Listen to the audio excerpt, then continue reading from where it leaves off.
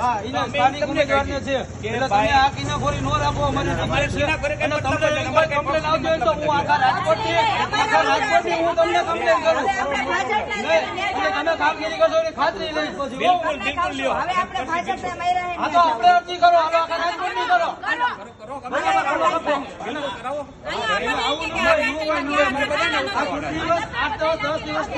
અમારે બધાને ઉતારવાના છે. અમારે ભાજપ તમને બધાને અમાર કોંગ્રેસ વાળાની પાછળ પેલી વસ્તુ તમારે અમારે આ કામગીરી કરવાની છે. તમારે અમારે આ કામગીરી કરવાની છે. બધે હોય લેટકું કરવાની છે. બધાને મારે લાભ કોઈને વિરોધ નથી. સરકારી ઓલા થાંભલા હવે થાંભલા નહીં તમારે કાઢવાય ને એમાં ના પેલા તમે કઈ ગાડી મરાવી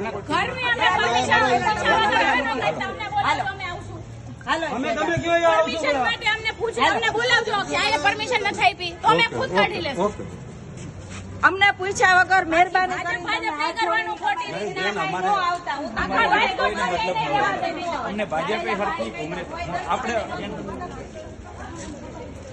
ઉતારો બધાના વિડિયા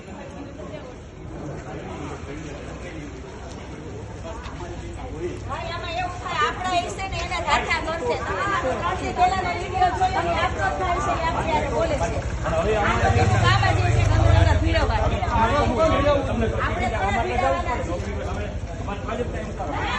લાવો છે સીધું જ બોલી દર્શિતાબેનને નથી લાગુ પડતી ઓકે હા વાંધો નહીં હાલો આજે અત્યારે તમે જોઈ લ્યો છો કે આજ કોર્પોરેશનના અધિકારીઓ જ્યારે ભાજપના ઈશારે અને ભાજપના ખીચામાંથી નીકળીને અત્યારે નીકળ્યા છે. તમે જોવો તો આજે જ્યારે પોતાના મકાન હોય અને પોતાની પ્રોપર્ટી હોય એમાં એ લોકો એવું કહે છે કે તમારે પરમિશન લેવી પડે અને જ્યારે ભાજપના 50 જગ્યાએ ભાજપના ઘર છે અને 50 જગ્યાએ ઝંડી મારી છે તો એ મને બતાવે કે કેટલી જગ્યાએ પરમિશન લીધેલી છે. તો આવી લુખાગીરીમાં રાજકોટની જનતાને પણ હું કહું છું કે આવી લુખી દાદાગીરીમાં ક્યાં સુધી તમે જીવશો. અધિકારીઓને આ સાંભળો એ કે એના ઈશારે હાલવું પડે છે તો ક્યાં સુધીનું આપણે ચલાવવાનું છે. તો હું પણ રાજકોટની જનતાને એમ કહું છું કે હવે તમે જાગો. અમારે ભાજપ અમારા વિરુદ્ધ હોય તો હું અરજી કરવા કે રાજકોટના બેનરને ઉતારો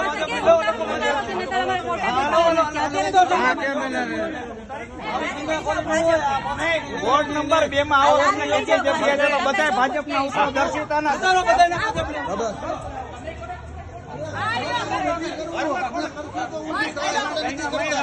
બોલાવો ઘરવાળા કે કોઈ નાનો પાડે તમે અમને પૂછો